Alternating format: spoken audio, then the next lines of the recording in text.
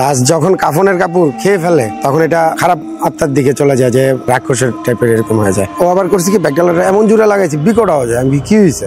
ভাই যদি জান নিয়ে বাঁচাতে চান তাহলে দৌড়ান। আমি বললাম যে ভাই আমার কাছে জগ আছে, তুমি খালি কাপড়টা টান দিবা, আমি বাড়ি দিব। এই তখনই আমি ডেড বডি মারা শুরু করি। আমার নাম আলামিন আলিফ, পেশায় আমি ড্রাইভিং করি আর স্টুডেন্ট, ডাফলিন ইউনিভার্সিটিতে আছি। আমার সাথে 2-3টা ভৌতিক ঘটনা ঘটছে, তার ভিতরে একটা এখনো সবচেয়ে স্মরণীয় হিসেবে আছে। সেটা হচ্ছে একটা 999 কলের ডেড বডি আমরা উঠেছিলাম। তো ওই ডেড বডিটা উঠানোর পর থেকে আমাদের ঝামেলাটা উঠে। অ্যাম্বুলেন্স আগে চালাইছি, তারপরে এখন রেন্টের বিজনেস করতেছি। রাত্রে 7টার দিকে একটা ফোন আসছে 999 থেকে যে ঢাকা মেডিকেল থেকে একটা লাশ নেওয়া লাগবে, যাবে গোপালগঞ্জ। তখন পদ্মা সেতুটা হয়নি। যাওয়ার সময় পুলিশ দিয়ে দিল কাগজ আর ঠিকানা দিয়ে দিল, লাশের সাথে কেউ নেই। আমি আমার এক ছোট ভাই আসছিল, নাম হৃদয়, দুইজন একসাথে রওনা দিলাম। মাগরিবের পর রওনা দিছি। এটা বস্তুগুলো যাওয়ার পরে তখন রাস্তায় একটু ঝামেলা হয়েছে কি, হুট করে দেখলাম 2জন। ও খেয়াল করতেছে বাট আমিও খেয়াল করতেছি। ও দেখতেছে একটা রাস্তা, আমি দেখতেছি 2টা রাস্তা পোস্তগুলাতে। তো বলতেছে আলিফ ভাই কি হয়েছে? আমি এই রাস্তা তো 2টা দেখতেছি, কি করবো? কই 2টা দেখো, এই যে সোজা এক রাস্তায় তো। নামে একটু নামে দেখি। তো নামলাম, নামার পরে স্মোক করি, সিগারেট জ্বালালাম। সিগারেট জ্বালানোর পর দেখলাম যে না, রাস্তা ঠিক আছে। আবার স্টার্ট দিলাম। কিছু দূর যাওয়ার পরে শ্রীনগর পার হয়েছি। তখন মানে এশারের আজানের পরের অবস্থাটা, পিছনের বাম পাশের চাকা এট ফার্স্ট বাসটা, পিছনের বাম পাশের চাকা। তো আমরা অ্যাম্বুলেন্স যেহেতু ইমার্জেন্সি দিয়ে রোডের পাশেই গাড়ি চাকাটা সারাইলাম, সারানোর পরে রওনা দিলাম। রওনা দিছি পরে আপনার ফেরি, তখন মাওঘাটে ফেরির জন্য অনেকক্ষণ ওয়েট করতেছিলাম, প্রায় 20-25 মিনিট। রাত্রে 9টা 9:30 এরকম টাইমটা তো আর বলতে পারতেছি না, এরকম টাইম। আমরা গোপালগঞ্জের উদ্দেশ্যে রওনা দিয়েছিলাম। এদিক থেকে আমাদের মাওয়া দিয়ে আমরা গেলে কাছে হয়, আবার আরিচা দিয়েও যাওয়া যায়। আরিচা দিয়ে যাইনি, আমরা মাওয়া দিয়ে গেছি। ওদিক থেকে যখন যাই ফেরিঘাটটা আমরা ক্রস করে যখন যাই তখন আমাদের একটু ইঞ্জিন নিয়ে একটু ঝামেলা হয়েছিল, যার কারণে আমাদের রাত্রের গাড়িটা নিজেরাই সার্ভিসিং করতে অনেক সময় লেগে যায়। রাত্রে তখন 1-1:30টার দিকে আমাদের গাড়িটা আবার ঠিক হয়। তো ওই পর্যন্ত ডেড বডি আমাদের গাড়ির ভিতরেই ছিল। তো নিজেরাই ঠিক করি, আমি আর হৃদয় নিয়ে দুজনে যখন ঠিক করে যখন রওনা দিছি তখন রোড পুরো মরুভূমির মতো ফাঁকা ছিল। ডেড বডির সাথে আমাদের একটা ঠিকানা লিখে দিয়েছিল, আর ওইখানের যে মেম্বার ছিল তার মোবাইল নাম্বারটা ছিল। তো ওনার সাথে আমরা কন্ট্যাক্ট করছি যে ভাই আমাদের গাড়িটা একটু নষ্ট হয়েছে, আসতে দেরি হবে। তো ভদ্রলোক খুবই অমায়িক ছিল, ভাই আপনি টেনশন নেই, আমি সারা রাত আপনার জন্য ওয়েট করবো, আপনি আস্তে ধীরে আসেন। আমরা যখন রওনা দিই তখন রাত্রে বাজে 2টা-2:30 এরকম টাইম। আমার পিছনে যে ডেড বডি আছে, আমাদের মাঝখানে কিন্তু একটা গ্লাস থাকে অ্যাম্বুলেন্সে, যে কোনো প্রাইভেট কার বা অ্যাম্বুলেন্স হাইস দেখবেন মাঝখানে একটা গ্লাস আছে, এইটা পিছনের দেখার জন্য। আর আমরা আমাদের ডেড বডির যে গাড়িগুলো আমরা পিছনে দেখার জন্য কোনো গ্লাসটা রাখে না, মাঝখানে গ্লাসটা কিন্তু থাকে না। এটা অনেক সময় ঝামেলা করে, অনেক ঝামেলা করে, ভয় দেখায়, ইয়ে করে। তবে এটা হচ্ছে ভয় পাইলেই ভয়। তো হুট করে যখন আমরা রাস্তার ভিতরে রওনা দিলাম, আমি আমার বাম পাশের লুকিং গ্লাসে দেখতেছি আমার ডেড বডি রাস্তায় পড়ে আছে, গাড়ির যে বহন করতেছি আমি, এই ডেড বডিটাই বাম পাশের লুকিং গ্লাসে দেখতেছি পিছনে পড়ে আছে। মানে চোখের ইয়েতে তো ভয় তো লাগতেছিল অবশ্যই, যেহেতু আমিও একটু অল্প বয়সে, আমার যে আছে ও একটু অল্প বয়সে, মানে আমরা মানে শখে এটা শুরু করছিলাম। তো ওরা বলতেছি হৃদয় পিছনে তাকাও, পিছনে তাকাও মুখে, আমি পিছনে তাকাও। লাস্ট কই আমি গাড়ি ব্রেক দিয়ে দিছি। চারপাশে অন্ধকার, এই পাশে আপনার খালের মতো, এই পাশে একটু জঙ্গলের টাইপের, বাম পাশে নদীর মতো যে খালগুলো থাকে না, মাছ চাষ করে। আমি বলতেছি ডেড বডি তো পিছনে পড়ে গেছে, ব্যাগটা কি লাগাও নাই? ভাই সব লাগানো, আপনি কি করেন? ডেড বডি আছে। মিররে দেখলাম ডেড বডি আর দেখতেছি না। তো হৃদয় বলতেছে ভাই নামবো, আমি না নামা লাগবে না, নামলে হয়তো ঝামেলা হতে পারে, চলো আল্লাহর নাম নিয়ে রওনা দিই। কিছু দূর যাওয়ার পরে দূর থেকে দেখতেছি একটা মানুষ ক্রসিং করতেছে। তো লম্বা একটা সরু রাস্তার ভিতরে যখন একটা মানুষ এই পার থেকে এই পার যায় বোঝা যায়। আর যখন আমি কাছে গেছি তখন দেখতেছি মানুষটা নাই। ডান পাশে তাকায় দেখি যে এই পাশেও খাল, এ পাশেও খাল। তো মানুষটা এই পার থেকে এই পার যাওয়ার পরে কোথায় গেল? এটা আপনার মাওয়ার পরে ফরিদপুরের রাস্তার এই ঝামেলাগুলো হচ্ছিল। এটা দেখার পরে হৃদয় দেখছে ভাই একটা মানুষ পার হয়েছে, আমিও দেখছি। হৃদয় বলতেছে ভাই মানুষটা কই গেল?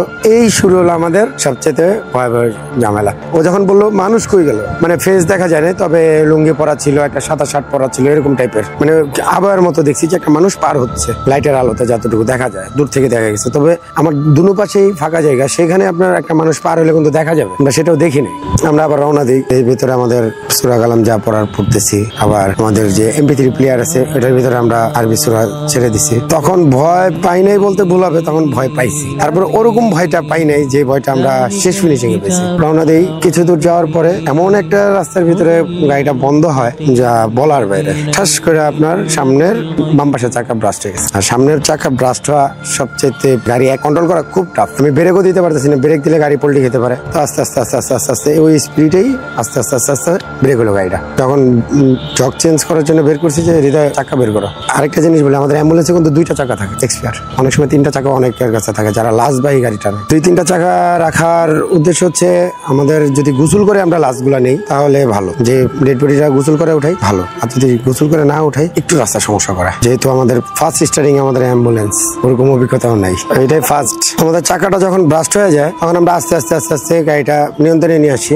আনার পরে যখন আমি হৃদয়কে বলে, হৃদয় চাকা ব্রাস্ট হয়ে গেছে, ভাই লাস্টটা গোসল ছাড়া উঠাইছি, কিন্তু সমস্যা নেই, আল্লাহ ভরসা, দেখা যাক, চাকা বের করো। তো যখন ব্যাগডালা উঠাইছে চাকা বের করার জন্য এক্সপিয়ার, তখন ঠাস করে না ফালাই দিছে ব্যাগডালা। আমি বলি কি হয়েছে? ভাই মা চাচিদের মুখে শুনছি লাস্ট যখন কাফনের কাপড় খেয়ে ফেলে তখন এটা খারাপ আত্মার দিকে চলে যায়, যে রাক্ষসের টাইপের এরকম হয়ে যায়। ও আবার করছে কি ব্যাগডালাটা এমন জোরে লাগাইছে বিকট হয়ে যায়। আমি কি হয়েছে? তো আমাদের যেহেতু আমরা আগে একবার চাকা চেঞ্জ করছি, তো চাকা খোলার হুইল রেঞ্জটা আমি স্টারিং এর পাশেই রাখছি, তো এটা আমার হাতে। আমি কি হয়েছে? ভাই যদি জান নিয়ে বাঁচাতে চান তাহলে দৌড়ান। কি হয়েছে আগে কও।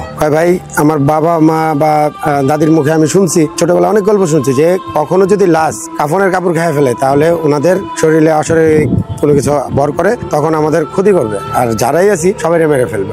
কি উল্টা পাল্টা বলতেছে। আমি তো অলরেডি মনে করেন আমার ভিতরে পুরো ঘেমে অবস্থা খারাপ, তারপরেও আমি সাহস পেতেছি যে ভয় পাইও না, দেখতেছি। তারপরে বুঝতে দিতেছি আমি কি সমস্যা হয়েছে বলতো। ভাই আপনি কাফনের কাপড় খাই ফেলতেছে। আমি কাফনের কাপড় খাবো কেন? আর দ্বিতীয়ত হচ্ছে আমাদের একটা ফল ছিল, সেটা হচ্ছে আমরা লাস্ট যখন আমরা স্ট্রেচারে উঠাই তখন আমরা এখানে একটা বেল্ট লাগাই। তো লাস্টটা আপনার এত অবস্থা খারাপ ছিল যে গলা লাশ, প্রায় 5-7 দিন আগে হয়তো বা মারা গেছে। আমি যতটুকু শুনছি উনি এখানে আলাদাভাবে থাকতো, ফ্যামিলি ছাড়া, ফ্যামিলি আরেক জায়গায় থাকতো। তো যে ঘরে স্ট্রোক করছে, তো ঘরে যখন গন্ধ ছুটে গেছে তখন প্রতিবেশীরা ওই লাশটা বের করছে। লাশটা অনেক ফুলে গেছিল, নরম হয়ে গেছিল, পানি টাইপের। তবে ওনাকে আবার পলিথিনে আমরা লক মুখ করে রাখছি, জাস্ট ফেসটা আর হচ্ছে আপনার এতটুকু একটু ঠিক করে রাখা হয়েছে। এই গলা লাশটা যখন পড়ে গেছে তখন দেখা যাচ্ছে যে আমাদের উপরে যে একটা কাপড় দিই, এই কাপড়টা এভাবে আটকে আছে। ব্রেক ফেলা অবস্থায় কখন কি হয়েছে নিজেরও বলতে পারি। আমি বললাম যে ভাই যা হয়েছে তুমি ভয় পাও, আমি আছি তো। হ্যাঁ ভাই আমি ভয় পাই না, সমস্যা নেই। দৌড়াতে বলছে যান বাঁচানোর জন্য, এটা ওর মনের ভয়। আর আমরা তো আমাদের গাড়ি আর লাস্ট যেহেতু আমাদের কাঁধের উপরে একটা দায়িত্ব দিচ্ছে, সেজন্য আমরাও এখান থেকে চলে যেতে পারছি না। যেমন ধরেন একটা যাত্রী উঠেই, একটা যাত্রী যে পর্যন্ত নিরাপদ গন্তব্যস্থানে আমরা না পৌঁছাতে পারি সে পর্যন্ত আমাদের যত খারাপই লাগুক শরীর, আমরা কিন্তু বলি না। দেখা যায় অনেক সময় ঘুম চোখ লাগে, এই লাগে, আমরা রেস্ট নেই না। আমরা আগে আমাদের কাজ শেষ করব, তারপরে রেস্ট নিব। তো সেই অবস্থায় আমরা যখন আমি বললাম যে ভাই আমার কাছে জগ আছে, তুমি খালি কাপড়টা টান দিবা, আমি বাড়ি দিব। এই তখনই আমি ডেড বডি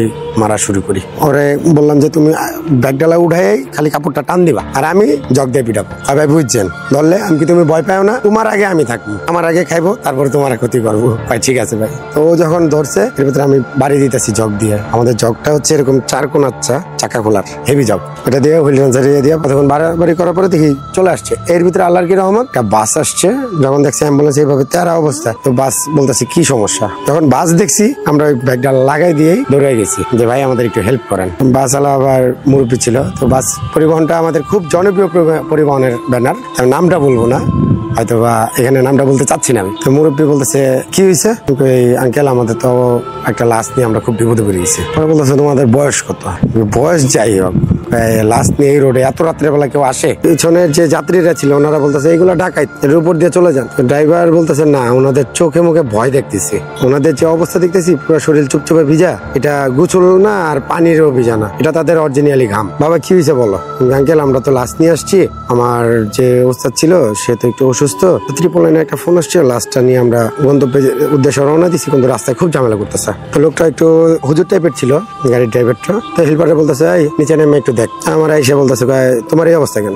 এই লাশটা কাপড় খাই ফেলতেছিল। আরে বোকা, যে মানুষ মারা যায় সে মানুষ কি কাপড় খাই ফেলে? চলো দেখি। তো উনি যখন আমাদের আবার ব্যাগডালাটা উঠালো, তো সব যাত্রীরা ওখানে ছিল, তো একটু সাহস আসছে। তখন যখন ধরতে বলছে লাশটা, যখন ধরে ওনাদের সাথে উঠাইছি, বলতেছে এই লাশ তোমরা কই পেলে? দেখেন 999 থেকে আমাদের এই কলটা আসছে, তো এই অবস্থা কি করবো? বলতেছে তুমি যাবে কোথায়? আমি গোপালগঞ্জ পর্যন্ত যাবো, তুমি আস্তে আস্তে আগাও, আমি তোমার পিছনে আছি। আমার চাক্কা ব্রাস্ট হয়েছে, চাক্কা ঠিক করা লাগবে, তুমি করো, আমি ওয়েট করতেছি। সে ওয়েট করলো, একটু অনেকটা হেল্প করছে। বাস ড্রাইভার, বাসের যাত্রীরাও আছে। যখন দেখছে, হ্যাঁ বাস দাঁড়ানো ছিল, যখন যাত্রীরা দেখছে যে না লাশ নিয়ে আমরা বিপদে পড়ছি, 3 জন হুজুর ছিল এখানে, সম্ভবত জানি না তারা কি, মানে হুজুর টাইপেরই ছিল। তারা বলতেছে বাবা তুমি ভয় পাও না, আমি গাড়িতে উঠতেছি, চলো। 3 জন খুব সুন্দর করে আমাদের গাড়িতে উঠলো। ওঠার পর বলতেছে তুমি চালাও, আমরা দেখতেছি। লাশটাকে মারছিলাম যে কাপড়টা খেয়ে ফেলতেছে, হৃদয় বলছে। আর আমি ওইটা খেয়াল করিনি, আমার তখন সেন্সে ছিল না যে মরা মানুষ তো কাপড় খাবে না। তো আমি ওরা বলছি তুমি টান দাও, আমি বাড়ি দিতেছি, জানি ছেড়ে দেয়। সেই হিসাবে আমরা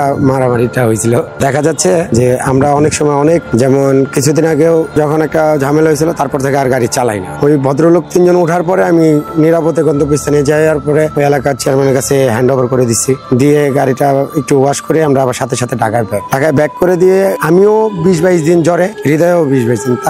তারপরেও অ্যাম্বুলেন্সের উপরে আমাদের অতটা ইয়ে ছিল না যে অ্যাম্বুলেন্স চালাবো। তো লাস্ট যখন আরেকটা ঘটনা ঘটে, তারপর থেকে অ্যাম্বুলেন্সটা ছেড়ে দিই।